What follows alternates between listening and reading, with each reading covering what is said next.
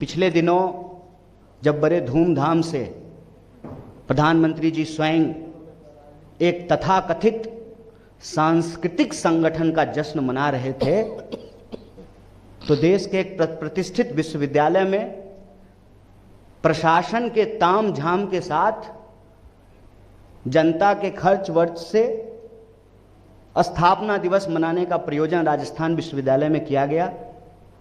NSUI ने कहा कि हर राजनीतिक दल, हर सांस्कृतिक दल के अधिकार संविधान में समान हैं। किसी एक पार्टी की सरकार है, इसका यह मतलब नहीं है कि देश के विश्वविद्यालयों को उनके संगठन का, उनके विचार का चारागाह बना दिया जाए।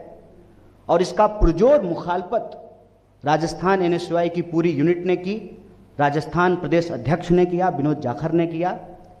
पूरे शासन प्रशासन का इस्तेमाल करके, पुलिस का इस्तेमाल करके उनके साथ मारपीट की गई और तमाम नेताओं और कार्यकर्ताओं को कई घंटों तक अलग अलग थानों में घुमाते रहे और अभी जो है उनको पकड़ करके जेल में भेज दिया गया है।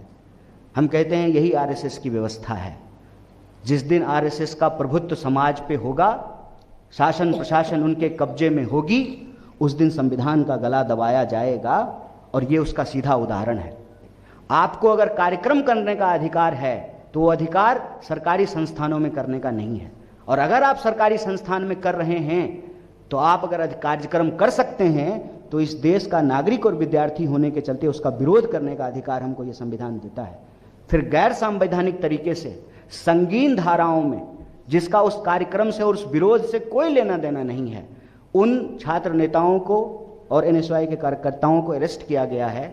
हम इस मंच से न सिर्फ उसकी मजम्मत करते हैं, उसका विरोध करते हैं, बल्कि एनएसयूआई के इस साहसपूर्ण कर्तव्य के लिए, कार्य के लिए उनकी बहुत प्रशंसा करते हैं। और पूरी ताकत से बिहार प्रदेश कांग्रेस कमेटी, पूरा देश, हर विद्यार्थी जो लोकतंत्र और संविधान पसंद है उनके साथ खड़ा है, मजबूती से खड़ा है। बहुत बहुत धन्यवाद। एक तथ्य जोड़ना जरूरी है।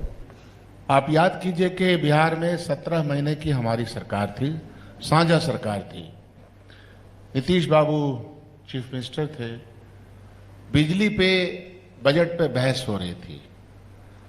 माननीय मुख्यमंत्री जी ने खुद कहा, बिजली मिनिस्टर विजेंद्र यादव जी मौजूद थे और प्रतिकार किया भारतीय जनता पार्टी का और केंद्र सरकार का कि गुजरात में हमसे सस्ती बिजली, जो कि कहा जाता है कि पिछड़ा राज्य नहीं है, और बिहार में महंगी बिजली दी जा रही है। ये वक्तव्य निकाल लीजिएगा उस वक्त के बिजली मिनिस्टर का, जो आज भी बिजली